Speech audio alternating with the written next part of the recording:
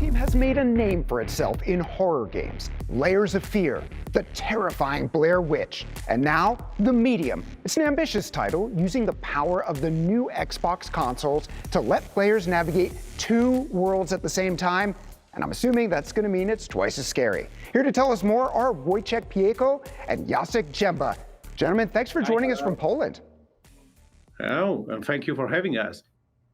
Yeah, thank you guys so much. We're thrilled to talk to you today. So The Medium made a strong impression when it was announced a few months ago. For those who maybe missed the unveil, what's the game about?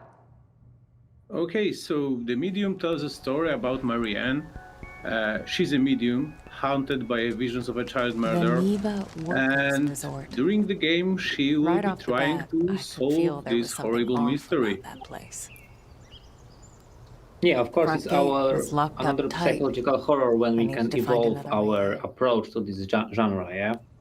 Yeah, that's right. And Marianne will be traveling to this abandoned hotel that we actually see right now.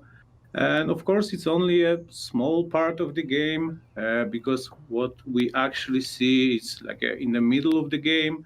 So of course, there is more than just the hotel to explore in the game. But yeah, that's the overall plot.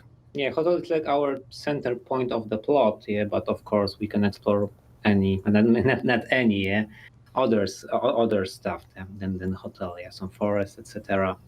Yeah, and of course, Medium is a psychological horror game, so we will be exploring different topics, and this time we are tackling the topic of different points of view. And Marianne, maybe I will refer to one of the lines from the script when Marianne says that she can see two worlds, but she has never been a part of any of those worlds. So I think she's a very cool character to see things from completely different perspectives. And this is the heart of our game. And we think that is really important in the times of, fake news and all other things that, you can crop the image to get a completely different message. And our game is about this, about unsolving the mystery, putting the pieces together that can affect your point of view and your view on what happened, what tragedy happened in this abandoned hotel resort. So the setting, an abandoned hotel, say no more. That's perfect for horror, but so much horror comes from what's inside the character. So what can you tell us without giving too much away about Marianne and who she is? Okay, so maybe to not give too much, we can say that Marianne works in a morgue. And I'd like to think of her like a ghost doctor, ghost therapist, yeah? Ghost therapist, yeah, that's right. So, of course, she's living like a normal life as she can, as a medium. But she also helps other spirits to pass to the other world. So that's why we are referring to her like a ghost doctor. Yeah, and in a way, she's also an underdog. Yeah, because she's not understood by her peers and what's around her, and in the real world and in the spirit world also, because ghosts mostly they are not aware that they are ghosts and who Marianne is. So she's in a really not so good situation. Yeah, like trapped between worlds. That's as we can see. Yeah, that's such a fascinating concept. I really love the idea of two different parallel worlds, but the idea that there's no one truth.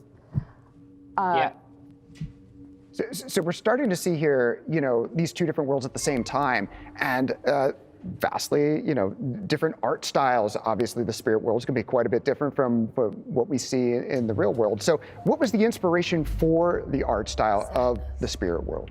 I wished I knew her real name. Okay, so the spirit world is based on Zbigniew Beksiński's painting. He is a famous Polish surrealistic painter.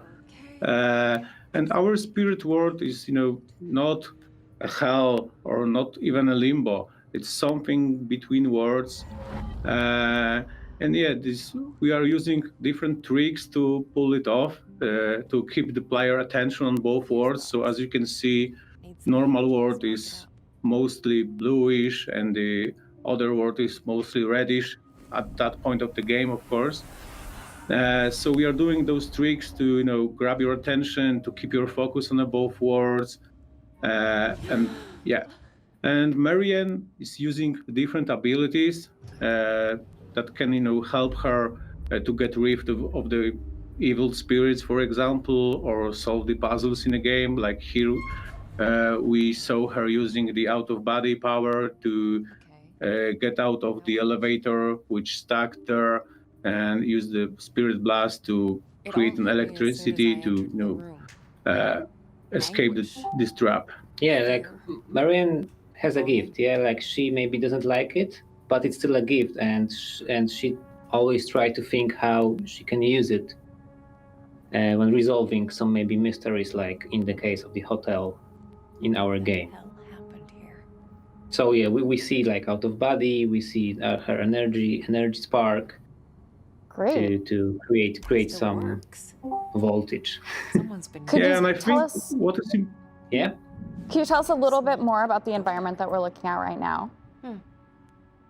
Okay, so right now we are in the abandoned office. I don't want to, spoil too much, but I would love to say that the game has been designed to flow between worlds. So sometimes you are only in the normal world, sometimes you are dragged into the spirit world by something or someone. Sometimes you have displayed two screens at the same time. So I think you will spend, similar time exploring each variation. Yeah, and now like because we talk about the powers and how Marianne can use it, and now we see some environmental puzzle how we can use real world to affect the spirit world, and now we can see how Marianne use normal clock to change whole the environment in the spirit world. That's so cool. Yeah, that's a really interesting gameplay idea. I want to hear more about the different entities in the spirit world. How do we know who our allies are versus which ones are harmful? The good one, they try not to kill you. Yeah, I think the good spirits are mostly, begging for your help or talking to you, and the bad ones are really nasty and trying to get you. Yeah, this is the main difference. Yeah, but you have, powers that can help you to survive those encounters. And even, traveling to one of the world may help you. So when the monster comes after you, sometimes you can escape to a normal world where the monster doesn't see you, but you will not see the monster also. But you can, hold your breath and stay in the corner and maybe the entity will pass and not grab you. So we are, being in each world has pros and cons. Yeah. And even with the monsters like here, I think the monster played by Troy Baker, of course, appear and our character escapes to a normal world. But we are not sure if she's still safe. Yep. Thanks so much, guys.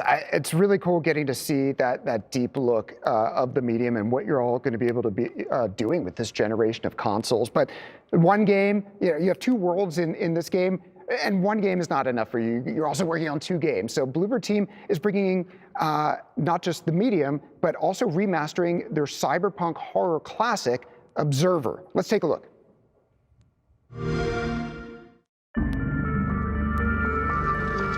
Time of your life, live, so that in that good time there shall be no ugliness or death for yourself or for any life your life touches.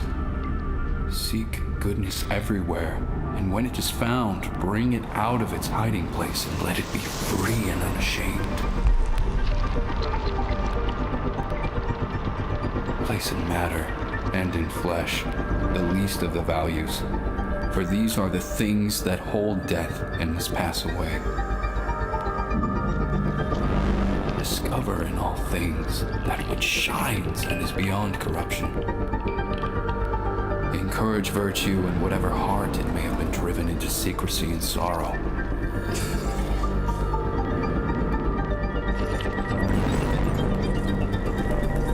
Despise evil and ungodliness, but not men of ungodliness or evil. Please understand.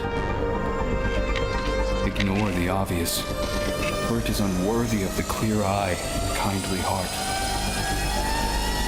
A clear eye and a kindly heart.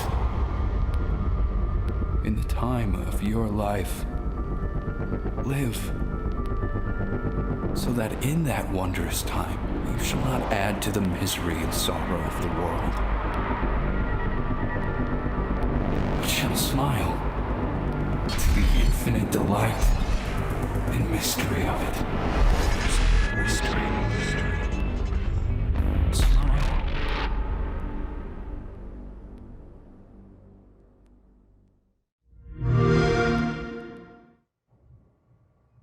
Okay, joining us now for a closer look at Observer System Redux all the way from Poland, Tomasz Bentkowski. Thanks for celebrating launch with us today.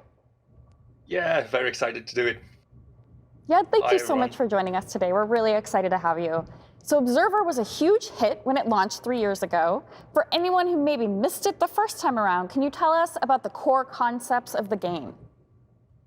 So the game plot is set in year 2084, where the world is a dark place, while people suffer from the nanophage, which was the disease caused by the constant desire to upgrade and augment both human body and mind. And many of thousands of people have died, but there were yet more dark clouds gathering above humanity. The global war called the Great Decimation, the conflict between East and West, which unfortunately has left no winner except for the big syndicates like Chiron Corporation you can meet in game. As there was no one left to stand against it, Chiron formed a new Fifth Polish Republic from the ashes of the world we know today. As you can imagine, rich people got richer, and those who were there only to survive day by day are finding every possible way to escape from the reality which surrounds them. In this cyberpunk world, technology not only messes with human bodies, but also impacts their minds, releasing their worst fears and making them real. So we know cyberpunk as a game, but really it's a genre. Blade Runner being a huge example of that. So what makes this game unique from other games in that cyberpunk sort of motif? So creating this world, we were of course much inspired by Blade Runner, which visionary approach settled the cyberpunk genre, in the pop culture. But Observer's world is unique by not only, blending horror with science fiction, but also with placing it in Middle Europe, which is kind of a unique place itself. And I will say it's pretty stunning, just looking at the the graphics here in these environments. Yeah, and I know that there was a lot of enhancements brought about with the new launch. Could you tell us a little bit more about how System Redux uses the power of the Xbox Series X to enhance the original experience? So we've rebuilt the graphics very much. We've been able to push, textures to 4K. We're now using the ray tracing and HDR, 4K resolution, of rendering 60 frames per second. So we're able to show this world like never before. Yeah. So it's pretty much like this, using enormous power of next generation. And I could stare at pretty images all day long, but let's talk about the game itself. The game's called Observer. What is the role of an observer? Yeah, so in the game you play as Daniel Lazarski. He's an observer, which is basically a corporate living interrogation tool, able to search for desired answers, by hacking into neural chip and finding them in most inaccessible places, deep inside human mind. And Dan is played, by Rutger Hauer, who himself is a cyberpunk, not only cyberpunk, but overall cinema icon, and his unique skills are perfectly completed down depiction. So we wanted to, make this whole Redux as great as possible, and we kept in our mind that we need to do our best to somehow honor his memory. Yeah, Rutger Hauer from Blade Runner, so that's really awesome. Yeah, what sort of tools are at your disposal as a player? So I can explain it in the plot. So after receiving an unsettling message from Dan's son, he decided to find out what's happened to him in the old tenement from where he was calling. As finding more and more about what happened, Dan has finds himself locked down with someone or something murdering people living in this building. Where he tries to find some kind of a pattern and connection to his son, he uses his observer augments, which are, bio and cyber visions, to find any possible clue. And tenement itself is a very combined place with dark stories of people living on every floor. The more you dive into this detective case, the more horror things are happening around you, and the truth can be even more scary than Dan can predict. Yeah, from what we're seeing here, things are getting a little trippier. Can you talk about what's going on? So while using neurointegration, you'll find yourself in a cybernetic vision of a dark mind. We call the Dream Eaters. In those places, you'll have to find answers by living all the nightmares, traumas, fears that the interrogated person had experienced. Sometimes you have to hack a dead mind, which affects them by slowly mixing the real world with cybernetic one.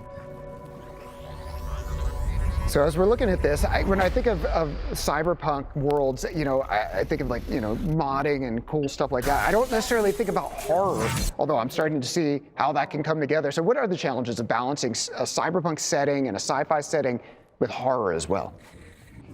Yeah, so we're fulfilling the horror experience by focusing on the tension, switching places between hunter and prey, creating more and more confusion to the player. Horror is not only a jump scare thing, the worst ones will always be created in our minds, so messing with what the player can see and leaving the space for interpretation creates a situation where the personal fears can play a big part. Yeah, so this is pretty much it is. Well, thank you again for joining us today, Tomasz. It was really awesome to get to talk to you about this game. Thank you very much. Thank you very much for this opportunity.